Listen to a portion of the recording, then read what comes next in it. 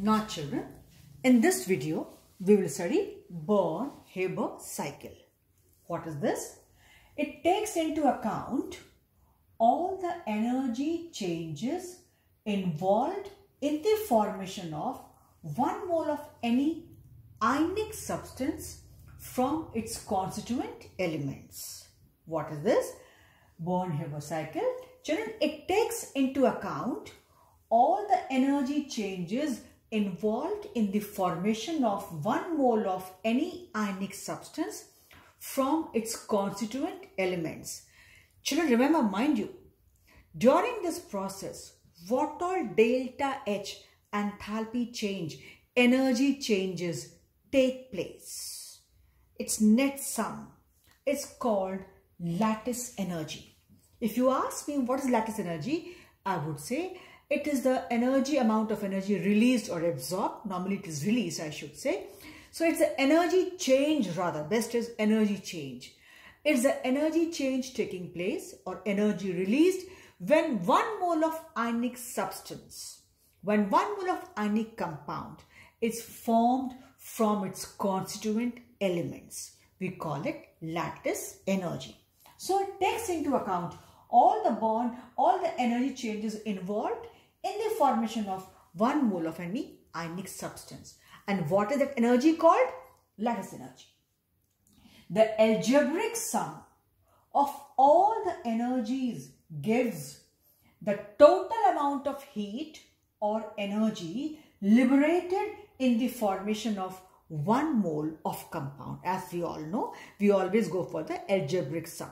And the algebraic sum of all those energies gives us the net amount of heat liberated in the formation of 1 mole of compound, to which we call lattice energy. Right? That energy is called lattice energy. And Born-Haber cycle deals with all these energies. Now, I have taken one example, the formation of crystal of NaCl, the easiest for us. Now, from its constituent elements, means you need Na, which is always solid, and chlorine, which is always gas. We always take, children, elements when it comes to formation in its native state only. You have seen we have done numericals earlier too for the calculation of delta H, but they always have got to be in their native states, and especially in the reactions of thermodynamics, we always write the physical state. So I took first NaCl. For the formation of NaCl, I have to have Na, which is solid. I have to have chlorine, which is liquid. And how I will get a crystal of NaCl, the ionic compound. So you see here, Na solid, it sublimes and goes into sodium gas. So it first sublimes because I have to convert first the sodium into sodium gas. So it undergoes sublimation. So during this process, it will be delta H sublimation, right? And of course, when I convert in solid to gas, it will be absorbing energy. So delta H will be positive. So this positive sign means energy will be absorbed. Whatever energy is there, it's fine. Then this Na, which has now got converted to gas, has to now get converted to Na plus. Means it has to give out 1 electron. It has to undergo ionization. So now Na goes to Na plus. And children, you know very well the amount of energy required to pull out 1 electron from the outermost shell of an atom is called ionization energy, or you call it ionization potential. So I wrote IE, which will be the value of your ionization potential. Since here energy will be required, energy is required to pull out electron, it will again be positive. IE itself is enthalpy change, energy required to pull out electrons. So positive means energy is again required. And we can call it enthalpy of ionization, or it has another name, ionization potential, or call it ionization energy, which you already know from the chapter periodic table. I could have written enthalpy of ionization, say, but when we have a term for that, ionization energy or ionization potential, so I wrote IE, and since energy will be required, absorbed, so it is positive. Hope this point is clear to you. Sodium first got converted to, because we say for the conversion of if I ask you what is ionization energy, it's the amount of energy required to pull out an electron from the outermost shell of a neutral isolated gaseous atom and convert that into a gaseous cation. I hope you remember very categorically this thing. So gaseous atom now being converted to gaseous cation, energy required is so-called IE, which again will be positive. Now this is ready for formation of bond. Any cation is ready. Now chlorine. I don't need two atoms. So but chlorine exists as only chlorine. So I wrote balance reaction, half chlorine is required. This goes to the dissociates and gives you one chlorine. Half Cl2. Half Cl2 is as good as one chlorine atom, but we do not have chlorine atom hanging. So children, I have chlorine molecule. I have just shown this half for balancing purpose. So chlorine goes to chlorine atom. Chlorine gas goes to chlorine gas. Chlorine gas goes to chlorine atom, which is in the gaseous form. Mind you, this is chlorine gas. Now my chlorine gas has to go to first chlorine atom. So naturally half Cl2, I require only one atom. So it dissociates, and this will be enthalpy of dissociation. Had it been whole molecule, it would have been delta H dissociation and I would have got 2Cl. Since I need only one, so 1 by 2. So 1 by 2 delta H dissociation, what all values reported, what all is given to us, it will be half delta H dissociation. Because had it been complete molecule, because all the energies are per mole, this Cl2 was 1 mole. But since I require only one atom, so it will be half. So what all delta H is reported somewhere, anywhere, it will be for 1 mole. They are never for the atoms. So 1 mole, it means I will make half of this, and I got one atom here.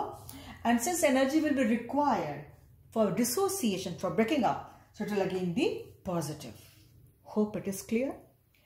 Then now you got chlorine gas, children. Now you have to convert that into a gaseous anion. You know very well its amount of energy released when an atom attracts one electron and gets converted into a gaseous anion. That's called electron gain enthalpy, or call that electron affinity. So chlorine takes up one electron, and here the energy is released. Is the energy released? IE is released. Amount of energy released when an atom gets added to a neutral isolated gaseous atom, and that gets converted into a gaseous anion. So this chlorine, it adds up electron, but we know during this process energy is released. So I wrote delta H enthalpy change. EG means electron gain enthalpy, and this will be minus because energy is released, or I call it in short EA, electron affinity. And now I got the gaseous anion. Now my gaseous cation ready. Now my gaseous anion ready. They both will combine. So combine means the entire process and all the energy changes to be considered and taken into account and used for calculation. So it is there. It is there. 1 minute, just 1 minute. Dissociation. Hope it is clear. So it is this way. So now your gaseous cation ready, your gaseous anion ready. Now they are just ready, or the next step is they simply have to combine. So when they combine, they both are going to combine, means the entire process, the steps all are involved. And ultimately, they will decide how much energy will be released or absorbed. So now when they both are combining, children, during this process, again, energy is released. And what all energy is released will be accordingly sum of all these, algebraic sum of all these energies. And this we call as lattice energy. This will be released. You add up all energies and you'll find delta U is minus, energy is released. And this energy is called lattice energy, or energy involved in the formation of the crystal, one crystal of NaCl, right? This NaCl solid is formed, and during this process, what all energy is being released. Children, during chemical bond formation, you know, energy is always released. I told you, this is always essentially an exothermic process. Chemical bond formation is always essentially, without any exception, an exothermic process. So energy is released. So when you will add up, finally you will find energy is released. You add up all the energies of these steps and finally have the algebraic sum. Plus, and then minus. You add up all and then you find energy delta. This U is just showing, it's not internal energy. This U is showing lattice energy. If you want to call it LE for lattice energy, it's okay, up to you. But normally there are way of notations. So this is a way of showing your lattice energy. We show it by U. Or you just call it lattice energy, LE, it's up to you. So this is how it deals with the calculation of energies during the formation of one crystal of any ionic compound from its constituent elements. This is what is all about Born-Haber cycle. So I just gave you an idea. Nobody will ask you these details, but have an idea. Knowing this, we can do one numerical based on Born-Haber cycle. So this is for this video, and next video I'll be using this concept and we'll go for one numerical. So I hope it is clear. First it is sublimation, sodium going to sodium gas, then cation, chlorine dissociates, give you one chlorine atom, and then chlorine anion, they both add up. Sublimation will be requiring energy, so positive. Ionization requires energy, so positive. Dissociation requires energy, so positive. But addition of electron affinity, you know, energy is released, so minus. Add up all algebraically. Algebraic sum will give you this value. Okay, so this is all for this Born-Haber cycle and for this video.